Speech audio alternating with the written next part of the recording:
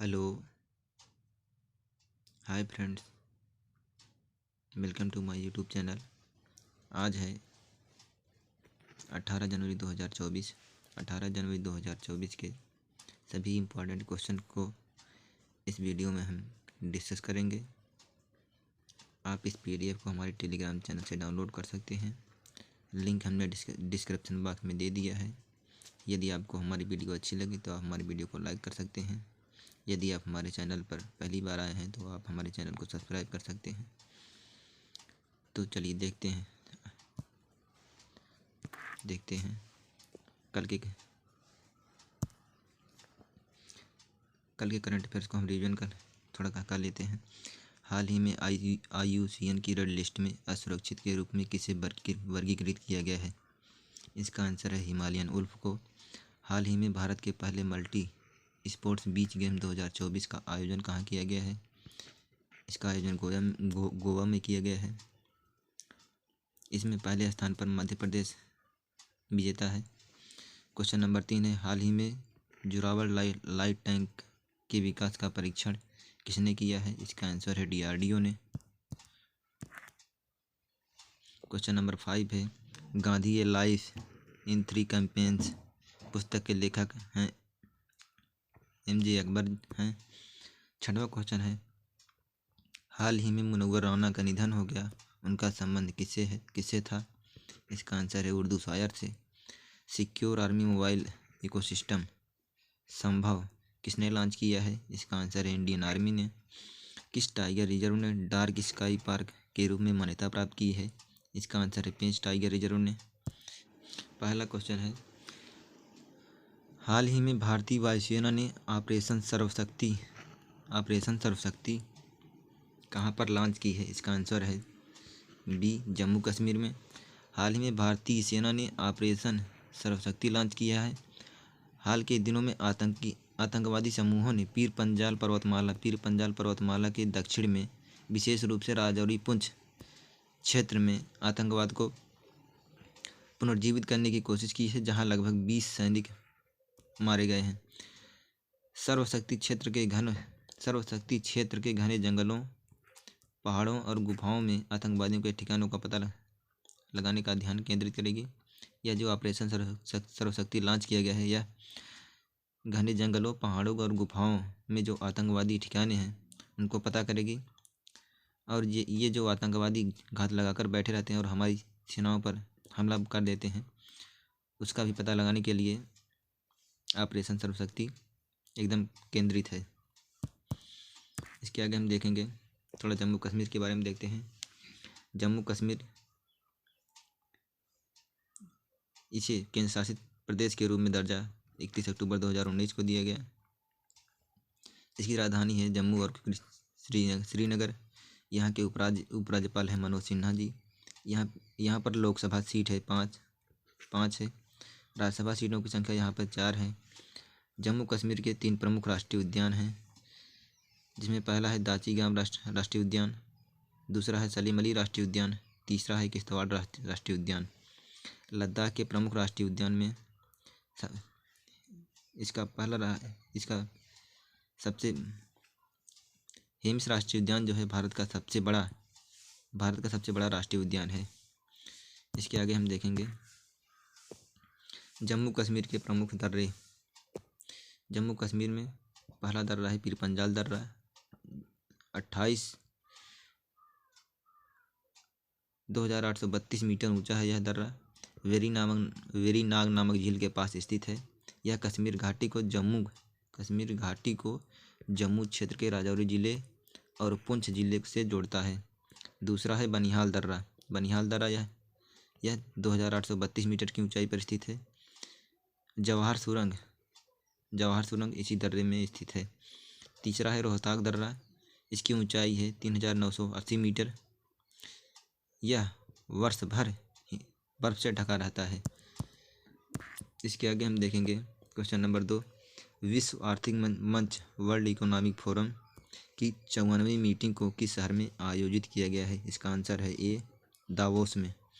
विश्व आर्थिक मंच की 5 दिवसीय 54वीं वार्षिक बैठक 15 जनवरी 2024 से दावोस स्विट्जरलैंड में आयोजित की गई है। इस वर्ष की बैठक की थीम है रीबिल्डिंग ट्रस्ट।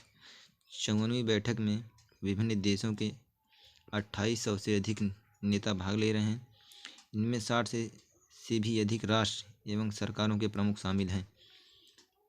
बैठक में भारत का प्रतिनिधित्व 3 केंद्रीय मंत्री स्मृति ईरानी, अश्विनी वैष्णव, हरदीप सिंह पुरी जी कर रहे हैं। उनके साथ 3 राज्यों के मंत्री और 100 से अधिक CEO भी बैठक में भाग ले रहे हैं। यह बैठक 15 जनवरी से 19 जनवरी तक चलेगी। इसके आगे हम देखेंगे 54वीं बैठक में भाग लेने वाले प्रमुख देशों के राष्ट्राध्यक्ष। इस बैठक में फ्रांस, यूक्रेन, दक्षिण Korea, Switzerland, Iraq, Singapore, Sri Lanka के राष्ट्रपति भाग ले रहे हैं। चीन, Spain, Belgium, Netherlands, Qatar, Vietnam के प्रधानमंत्री भाग ले रहे हैं। अमेरिकी विदेश मंत्री व राष्ट्रीय सुरक्षा सलाहकार इसमें भाग ले रहे हैं। प्रमुख पश्चिमी एशियाई देशों के विदेश मंत्री, यूरोपीय आयोग की प्रेसिडेंट उर्सुला वान और विभिन्न अंतर्राष्ट्रीय संगठनों के प्रमुख जैसे संयुक्त राष्ट्र संघ के महासचिव एंटोनियो गुटेरेस, विश्व बैंक के अध्यक्ष अजय बंगा और WHO के महानिदेशक डॉक्टर टेड्रोस एडनोम भी भाग ले रहे हैं। विश्व आर्थिक मंच के बारे में WEF एक स्विस गैर लाभकारी और अंतर्राष्ट्रीय संगठन है। WEF की स्थापना 1971 में हुई थी। इसका मुख्यालय स्विट्जरलैंड के जिनेवा में स्थित है। WEF वैश्विक, क्षेत्रीय और औद्योगिक एजेंडों को आकार देने के लिए राजनीतिक, व्यापारिक, सामाजिक, शैक्षिक क्षेत्र के अग्रणी नेतृत्व को एक साझा मंच उपलब्ध कराता है। विश्व आर्थिक मंच के अध्यक्ष हैं बार्ज ब्रेंडे। इसके आगे हम देखेंगे क्वेश्चन नंबर 3 है, भारत और किस देश के बीच लिथियम की खोज के लिए समझौते पर हस्ताक्षर किए गए हैं। इसका आंसर है बी, अर्जेंटीना। भारत की सरकारी स्वामित्व वाली कंपनी खनिज विदेश इंडिया लिमिटेड ने अर्जेंटीना के साथ $2 बिलियन 24 मिलियन के लिथियम अन्वेषण समझौते पर हस्ताक्षर किए हैं। लिथियम जो है यह एक अलौह धातु है, नॉन फेरस मेटल है। इसका उपयोग मोबाइल में, लैपटॉप में, इलेक्ट्रिक वाहन और अन्य चार्जेबल बैटरी बनाने में किया जाता है। लिथियम दुनिया की सबसे हल्की और मुलायम धातु है।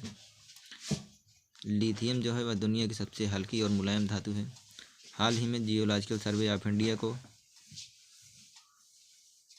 जम्मू कश्मीर में लिथियम के 59 लाख टन के विशाल भंडार का जियोलॉजिकल सर्वे ऑफ इंडिया ने जम्मू कश्मीर में लिथियम के 59 लाख टन के विशाल भंडार का पता लगाया है।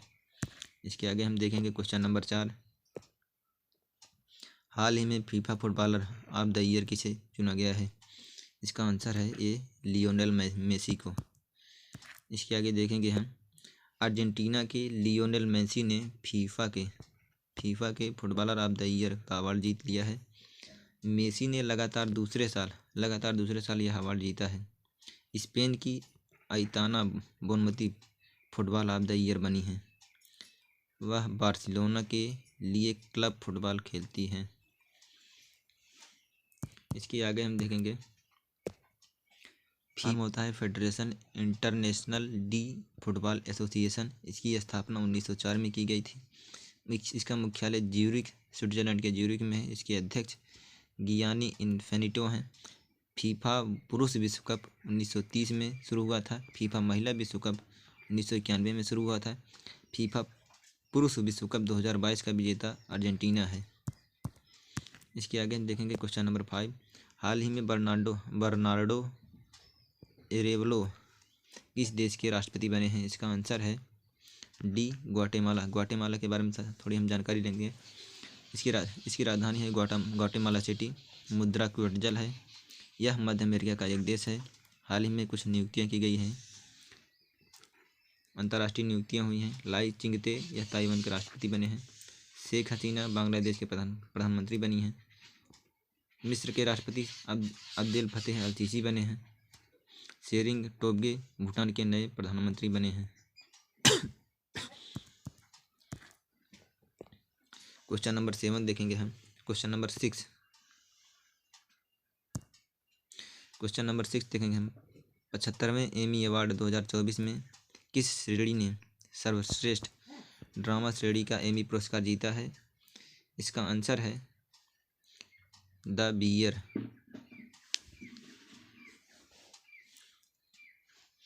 75वां एमी अवार्ड 16 जनवरी 2024 को लॉस एंजल्स में आयोजित किया गया। 75वें एमी अवार्ड में द बियर और सक्सेशन ने सर्वाधिक 6 पुरस्कार अपने नाम किए हैं। International Academy of Television Arts and Sciences 16 श्रेणियों में एवी International Academy of Television Arts and Sciences यह जो है 16 श्रेणियों में पुरस्कार प्रदान करती है। इसके आगे हम देखेंगे 75वें एमी अवार्ड विजेता 2024 के कुछ। बेस्ट ड्रामा सीरीज सक्सेशन को दिया गया है। Best comedy series the bear को दिया गया है। Lead act comedy series Jeremy Allen को दिया गया है। Lead actress comedy series Quinta Brunson को दिया गया है। बेस्ट एक्टर इन लिमिटेड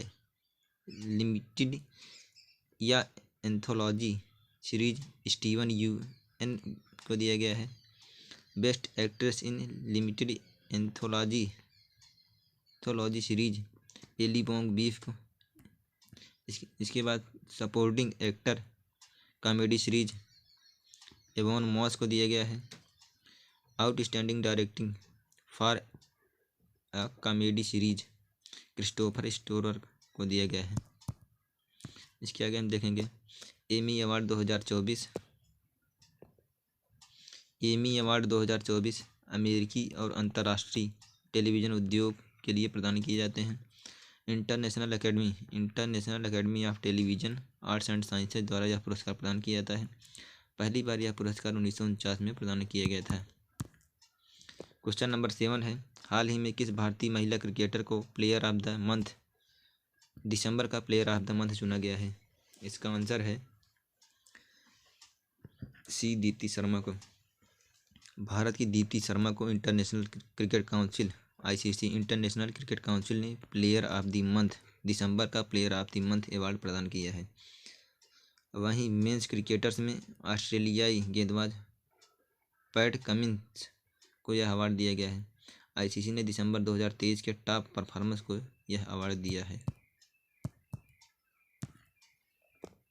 अब हम अंतर्राष्ट्रीय क्रिकेट इंटरनेशनल क्रिकेट काउंसिल के बारे में थोड़ा देख लेते हैं। इसकी स्थापना 15 जून 1909 को की गई थी। इसका मुख्यालय दुबई संयुक्त अरब अमीरात में है। इसके अध्यक्ष ग्रेग बार्कले हैं। CEO जियोफ एलार्डिस हैं। यह क्रिकेट के लिए वैश्विक शासी निकाय है। क्वेश्चन नंबर 8 है। निम्नलिखित में से धनु यात्रा का संबंध किस राज्य से है? इसका आंसर है ए उड़ीसा। विश्व प्रसिद्ध 46वीं धनु यात्रा बरगढ़ उड़ीसा में शुरू हुई है। यह यात्रा 25 जनवरी तक चलेगी।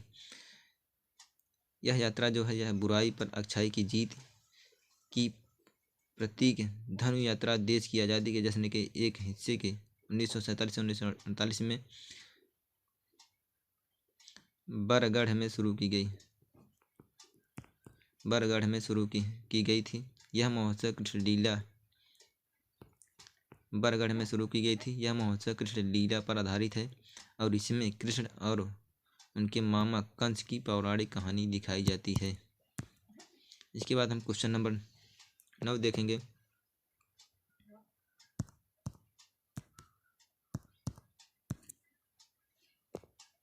क्वेश्चन नंबर 9 है।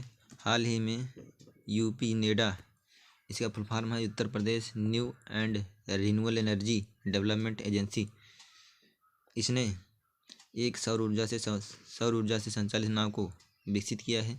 यह उत्तर प्रदेश के किस नदी में चलाई जाएगी? इसका आंसर है सी, सरयू नदी में। क्वेश्चन नंबर 10 है, हाल ही में नवी शास्त्रीय भाषा किसे बनाया गया है? इसका आंसर है सी, फारसी भाषा को।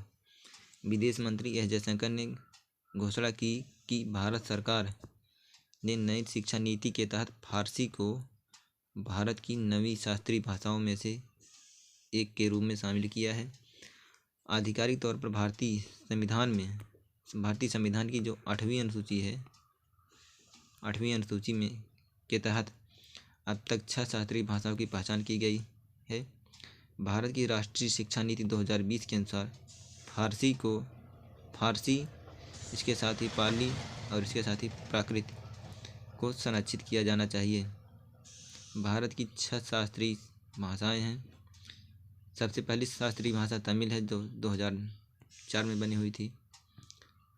इसके बाद संस्कृत, कन्नड़, तेलुगु, मलयालम और नवीनतम जो है 2014 में बनी हुई थी। अब इसमें 3 और भाषाओं को जोड़ दिया गया है। यह कुल मिलाकर 9 शास्त्रीय भाषाएं हो गई। 3 नई भाषाएं फारसी, पाली और प्राकृत हैं। इस प्रकार से हमने आज के करंट अफेयर्स को डिस्कस कर लिया। यदि आपको हमारी वीडियो अच्छी लगे तो आप इस वीडियो को लाइक कर सकते हैं, और यदि आप हमारे चैनल पर नए हैं तो आप हमारे चैनल को सब्सक्राइब कर सकते हैं। Thank you.